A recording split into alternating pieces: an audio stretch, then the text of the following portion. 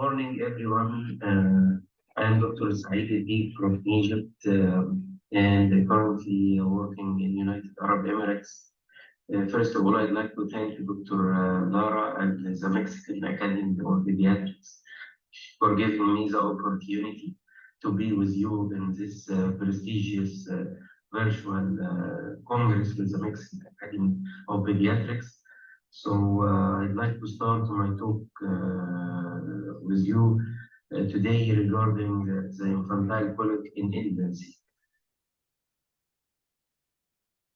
This is the title of my topic today, which we will focus on the infantile colic and the functional gastrointestinal disorder in the first year. So I would like to start a question to everyone. I wish it was an interactive session to be together. So we'll start to ask what is the commonest complaint on the clinic for this cute baby when it comes to the clinic. I believe it is a common scenario to all of us as a pediatrician when we are receiving a call in the middle of the night regarding our babies, and we are the one who are suffering actually when we are receiving a call from the innocent parent about the infantile colic.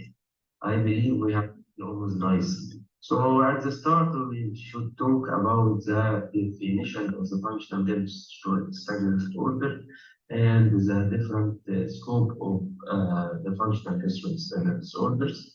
Actually, I will focus here today on the colic because it is a range actually from infant regurgitation, cyclic vomiting, functional nausea, colics, dyschezia, functional diarrhea, but we will focus here on the colic. So actually, the fact is that people who are saying to sleep like a baby, usually they don't have one. Because our cute baby decided to wake the parent in the middle of the night, and he has a plan actually to disturb their sleep. But actually, all our energy. But why we are having this infantile colic mainly in the night? Why does not coming in the morning? So before we explain the mechanism of that, we need to know that we have a serotonin melatonin circadian rhythm. Actually, it is in the first 3 months of life.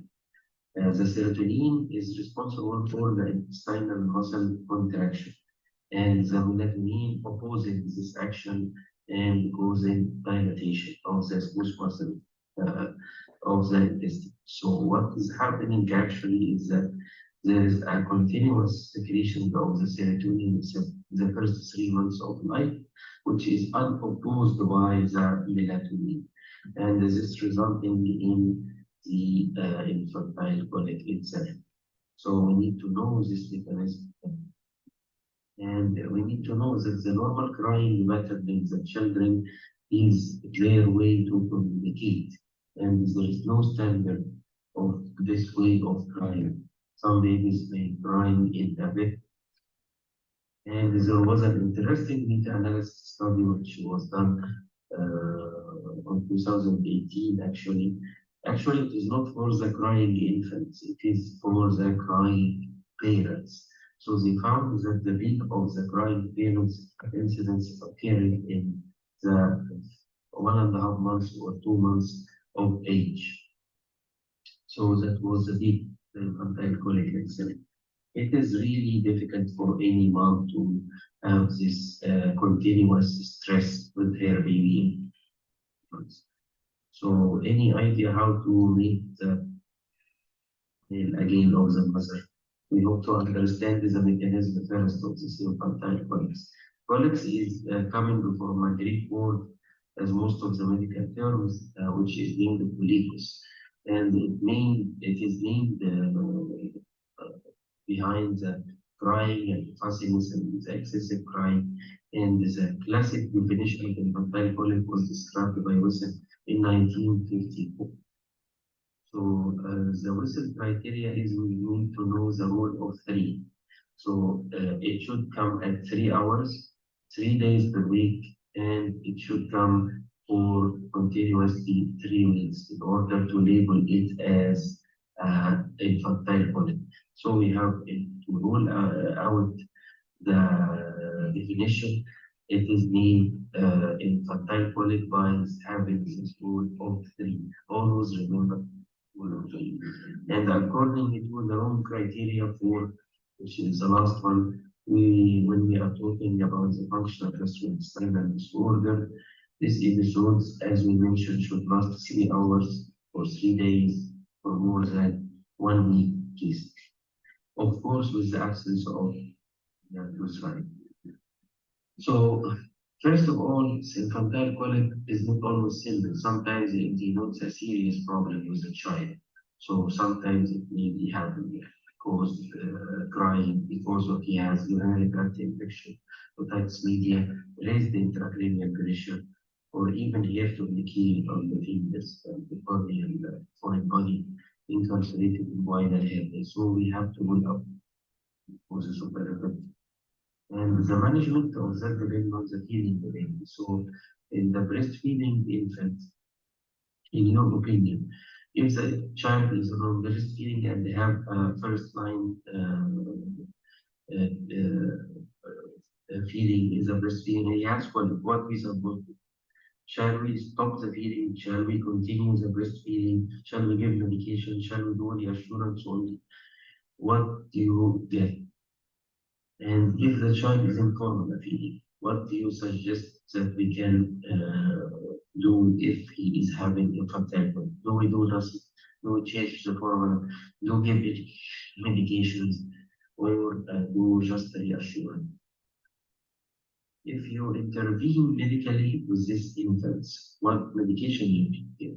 Dry water, simazepam, active drops, or you will give nothing? At the start, to understand what we're supposed to do, actually, we will take a presentation of a small child, 2 months old, born by C-section, 37 weeks. The birth weight is 3.1, exclusively on breastfeeding, and is normal timber. And he is coming complaining of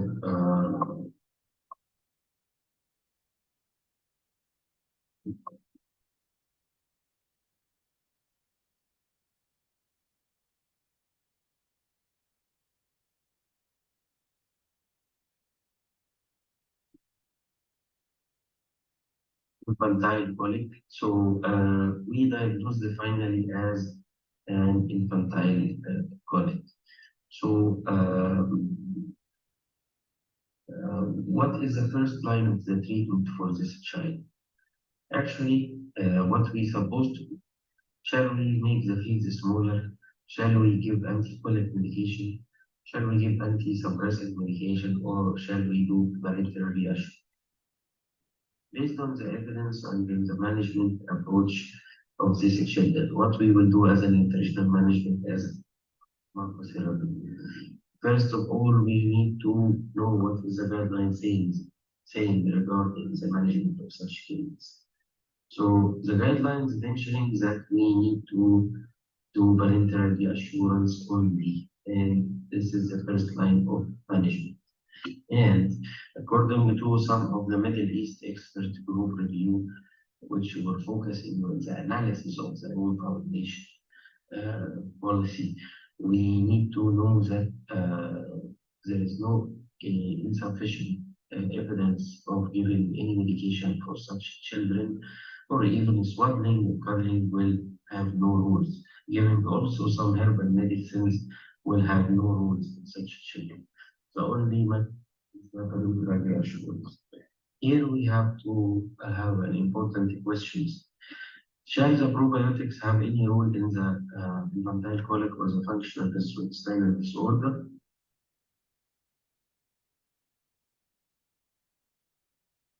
This is an important question.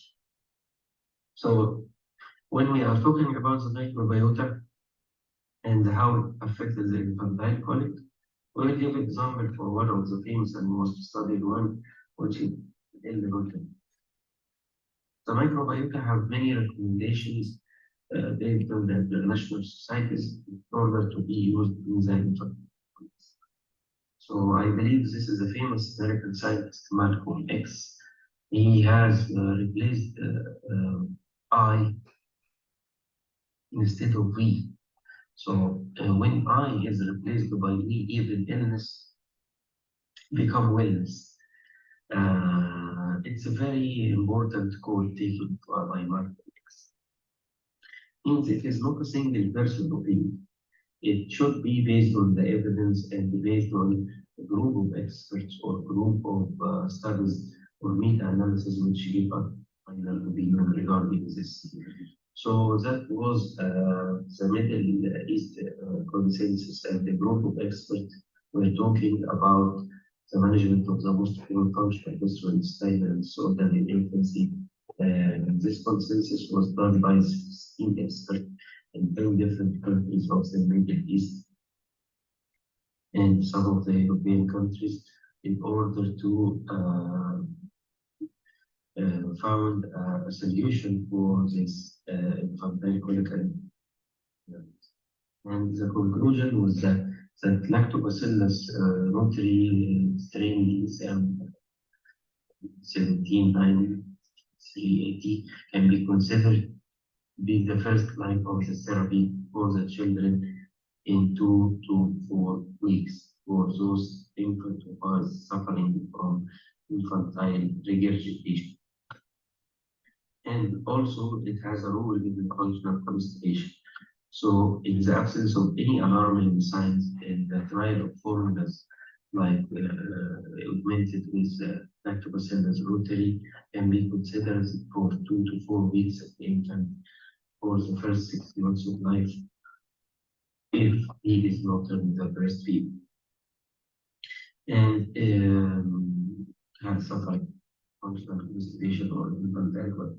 For the infantile colic itself, which we are mainly focusing in, the addition of lactobacillus rotary can be considered in the infant with colics, and it is can be recommended in the first line of the first 4 to 6 weeks of life. So this is my publications, which was published in May 2023, and the interesting thing regarding our paper, which was talking about the role of the probiotics and the HMO in the infant nutrition enhancement and infantile colic. It was clearly notifying that the pre and probiotics can have a role in the infantile colics and affect the progress of such condition in the children. So another question becomes to everyone of us daily in the clinic: does the medication be effective in management of the colic?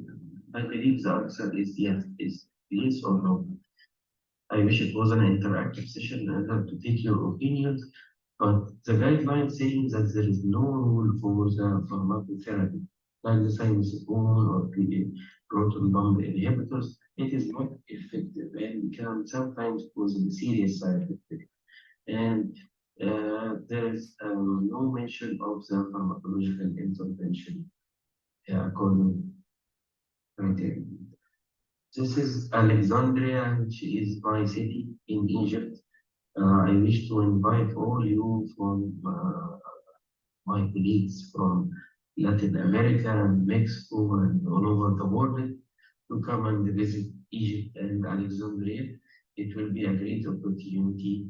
We are arranging also annual international pediatric conference in Egypt every year with high attendance number of colleagues from the Middle East mainly, and some of the international speakers.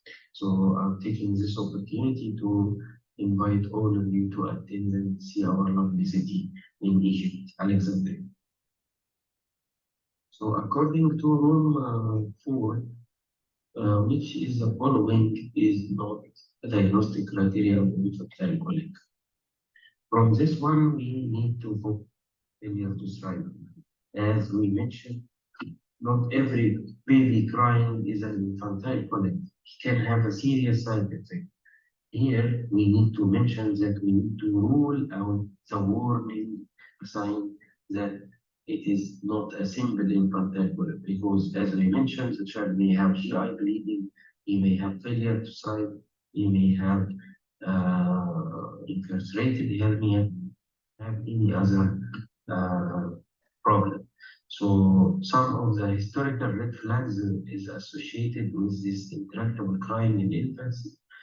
We have to rule out that the child is feverish or have paradoxical irritability, premature rupture of membrane, maternal drug use, poor feeding, or having bilious vomiting, suggestive of infantile colic syndrome, history of physical abuse, history of hetero. So this need to be excluded.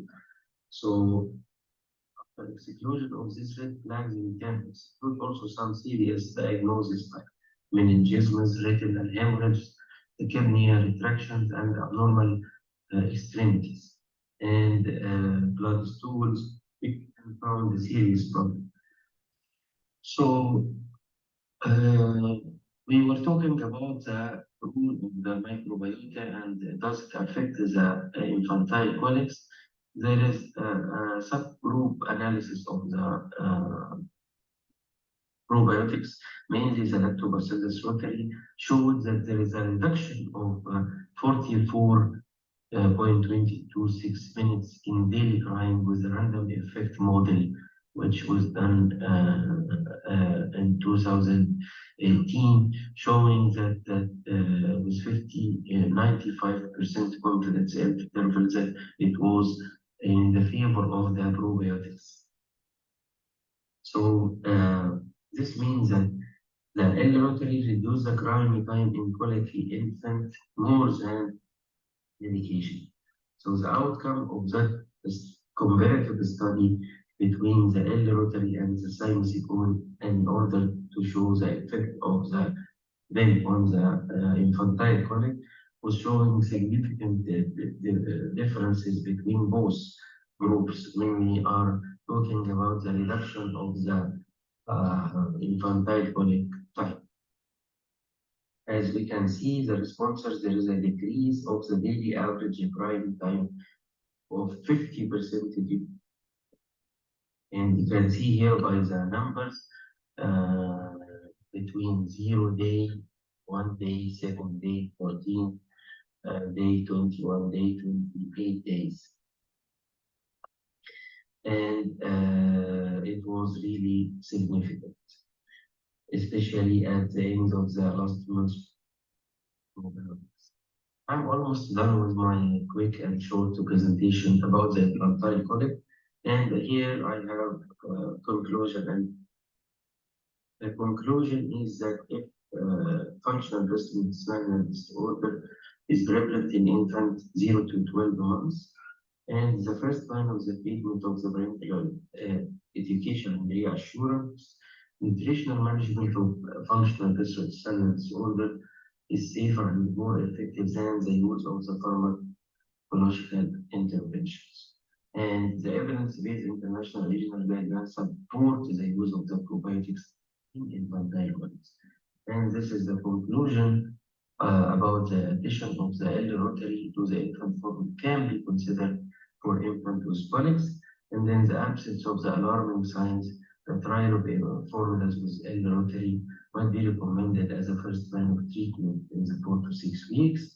And the breastfeeding infant, which having colics, can continue to receive breastfeeding definitely, and we can add L-rotary as a drops. It is highly recommended, and there is no evidence to use lactose avoidance or restriction in infantile colics. So I'm almost. So it's was a great pleasure for me to be with you in this prestigious Congress, and I wish to be with you in a physical event soon. And my last message is that to keep always smiling. Smile sometimes it won't add years to your life, but it will add life to your years. Thank you so much for your invitation.